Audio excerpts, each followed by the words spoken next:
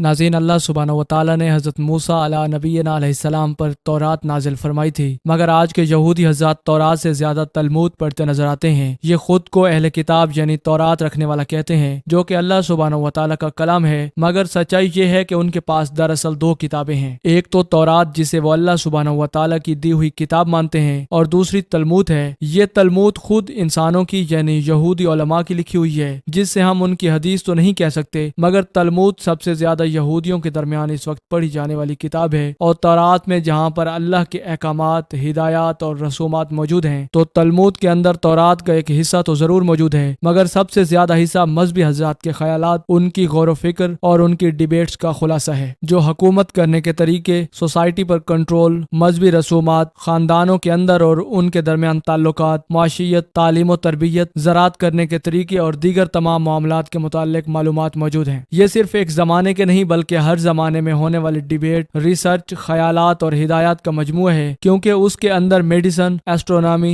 जादूगरी, जिनसी ताल्लुकात, हंसी मजाक और जिंदगी के तमाम शोबों के मुताल्लिक मालूमात मौजूद हैं। ये किताब कई जिल्दों पर मुश्तमिल है, जो कि हजारों बरसों के अंदर लिखी गई। यहूदियों का ख्याल है कि अल्लाह सुब्हानहू व तआला ने तौरात हजरत मूसा अलैहिस्सलाम को दी, तो हजरत मूसा अलैहिस्सलाम ने हारून अलैहिस्सलाम को, और उन्होंने अपनी कौम के बड़ों को यानी जशवा को, जिन्हें इस्लाम में हजरत योशा बिन नून कहते हैं, उनके बाद ये बाकी पैगंबरों को पहुंची। यहूदियों के अकीदे के मुताबिक एक तौरात वो है जो कि अल्लाह सुब्हानहू व तआला ने हजरत मूसा अलैहिस्सलाम के हाथों में थमाई, और दूसरी वो है जो कि लिखी हुई नहीं है, बल्कि अल्लाह सुब्हानहू व तआला की तरफ से हजरत मूसा अलैहिस्सलाम को जुबानी भेजी गई थी, जो कि हजरत हारून अलैहिस्सलाम के जरिए बाकी अवाम तक पहुंची। और यह किताब तलमूद है। तलमूद का मतलब है मुअल्लिम या उस्ताद। इस किताब के अंदर यहूदी रबियों के मुताबिक उनके हजारों साल की तारीख मौजूद है, और वो तमाम बातें और तकलीफें भी जो कि उस वक्त के अंदर उनके साथ पेश आईं, और उन अलग कौमों की भी जिन्होंने फलस्तीन के अंदर उनके घर पर हमला करने के बाद उनको तबाह कर दिया और उन्हें यहाँ से निकाल दिया। कई मुल्कों में कई ईसाई बादशाहों ने तलमूद को जलाने का हुक्म भी दिया, और कई जगहों पर यह जला भी दी गई। नाज़रीन, यहूदियों के आलिम और इमाम को रबी कहते हैं। मुसलमानों और ईसाइयों में बमुश्किल 0.01% लोगों ने तलमूद को पढ़ा होगा, इसीलिए वो नहीं जानते कि तलमूद के अंदर दरअसल लिखा क्या है और यहूदियों को क्या हुक्म दिया गया है। एक यहूदी आलिम जो कि रोमानिया मुल्क से आए थे, उन्होंने अपनी किताब द हिस्ट्री ऑफ ज्यूज के अंदर लिखा है कि किसी यहूदी ने किसी गैर यहूदी को अगर कत्ल कर दिया, उसे धोखा दे दिया, तो ये किसी यहूदी के लिए तो जायज है, लेकिन अगर किसी गैर यहूदी ने किसी यहूदी को कत्ल कर दिया तो ये बहुत बड़ा गुनाह है, जिसकी कोई माफी नहीं। क्योंकि इस किताब के मुताबिक यहूदी ये समझते हैं कि वही दुनिया के मालिक और अल्लाह के खास बंदे हैं, और बाकी उनके तमाम गुलाम हैं, जिनके साथ वो जैसा चाहें सलूक करें। जैसे जानवरों को इंसानों की खिदमत के लिए दुनिया के अंदर पैदा किया गया है, बिल्कुल इसी तरह से दुनिया के बाकी इंसानों को यहूदियों की खिदमत के लिए और गुलामी के लिए पैदा किया गया है कि वो जैसा चाहें गुलामों के साथ सलूक करें, चाहे तो उन्हें धोखा दें, उनकी इज्जतें पामाल करें, उनकी माल जायदाद पर कब्जा करें या उनको कत्ल कर दें, कि सब उन यहूदियों के लिए जायज है, उनके लिए कोई गुनाह नहीं। नाज़रीन, जो यहूदी आज इसराइल के अंदर जमा हो रहे हैं, वो सब हजरत याकूब अलैहिस्सलाम की नस्ल से नहीं है, यानी वो बनी इसराइल नहीं है, क्योंकि वो लिखते हैं कि उनकी अक्सरियत उसी बेदीन ग्रीक्स और रोमन्स की औलादें हैं, जिन्होंने उस असल यहूदी कौम पर जुल्म किया था, क्योंकि उन्होंने यहूदियों की अक्सरियत को मारकर उनकी औरतों को रख लिया था। और शायद यही वजह है कि नानी या परदादी या परनानी यहूदी हो तो यहूदी कहलाते हैं, क्योंकि दूसरी कौमों के अंदर बाप दादा को गिना जाता है, जबकि यहूदी कौम के अंदर उनकी औरतों को। आज उनके पास वो तौरात मौजूद नहीं है जो कि अल्लाह सुब्हानहू व तआला ने अपने नबी हजरत मूसा अलैहिस्सलाम पर उतारी थी। जो किताब आज उनके पास मौजूद है, उनमें से उन लोगों ने अपनी पसंद के मुताबिक रद्दो बदल करके बहुत कुछ बदल दिया है। तारीख में ये लोग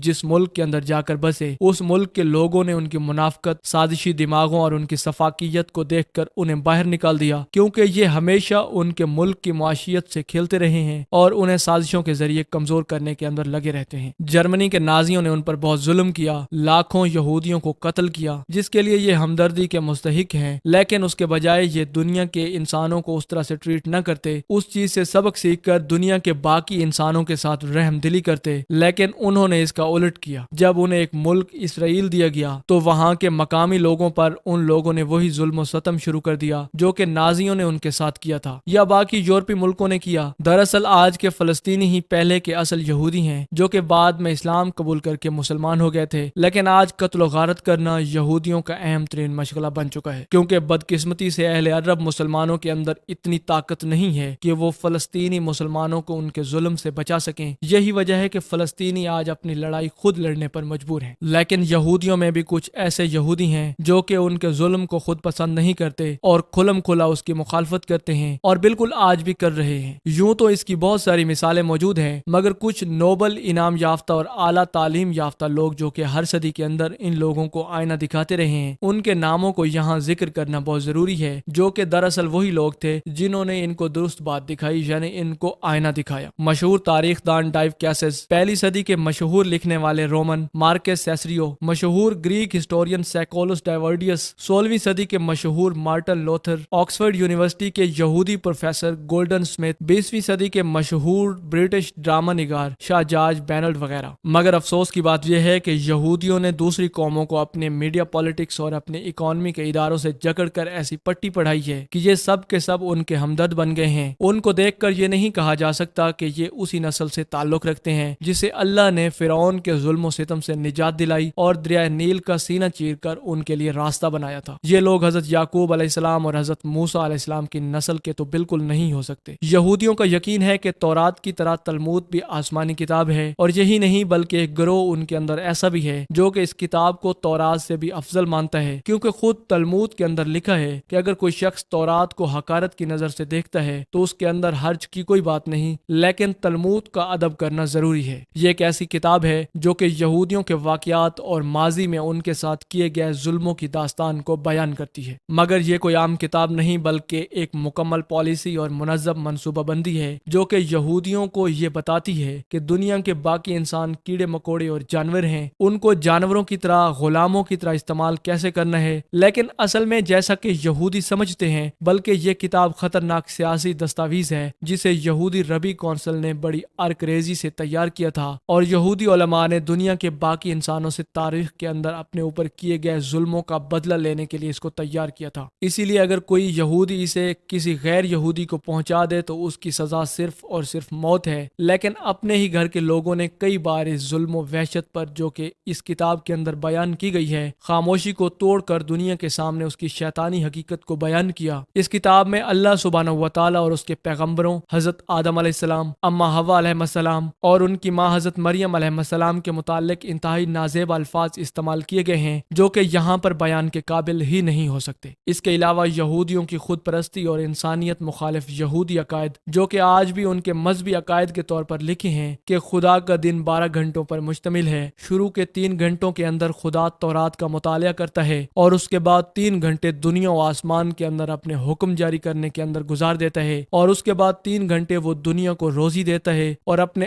آخری 3 گھنٹے سمندری ہود جو کہ مچھلیوں کی بھی بادشاہ ہے اس کے ساتھ کھیل کود کے اندر مصروف رہتا ہے، نعوذ باللہ استغفر اللہ۔ اس کے بعد لکھا ہے کہ جب خدا نے ہیکل سلیمانی کو برباد کرنے کا حکم دیا تو وہ غلطی پر تھا، اور اپنی غلطی کا اعتراف کرتے ہوئے وہ رو پڑا اور کہنے لگا کہ وائے ہو مجھ پر کہ میں نے اپنے گھر کو برباد کرنے کا خود ہی حکم دیا، اس ہیکل کو جلوا دیا اور اپنے فرزندوں کو یعنی یہودی قوم کو تباہ کر دیا۔ خدا یہودی قوم کو اس حالت کے اندر مبتلا کرنے کی وجہ سے بہت زیادہ شرمندہ ہے اور ہر روز اپنے چہرے پر تھپڑ مارتا ہے اور گریہ وزاری کرتا ہے۔ کبھی کبھی اس کی آنکھوں سے آنسو کے 2 قطرے سمندر کے اندر جا گرتے ہیں اور اتنی زیادہ زوردار آواز آتی ہے کہ ساری دنیا اس کے گریہ کی آواز کو سنتی ہے اور سمندر کانپ کر بے چین ہو جاتا ہے اور زمین لرز اٹھتی ہے۔ یعنی خداوند عالم کو بھی ایک کم عقل پاگل انسان کی طرح بے وقوف حرکتیں کرنے والا اور غصے کرنے والا بیان کیا گیا ہے۔ نعوذ باللہ، یہ کیسا جھوٹ ہے اور اللہ رب العزت پر کیسا بہتان ہے، معاذ اللہ۔ ناظرین، یہ تھی ہماری آج کی ویڈیو۔ اس امید کے ساتھ اجازت چاہیں گے کہ آپ کو ہماری ویڈیو پسند آئی ہوگی۔ ملتے ہیں بہت جلد ایک نئی دلچسپ اور علم سے بھرپور ویڈیو میں، تب تک کے لیے اللہ نگہبان۔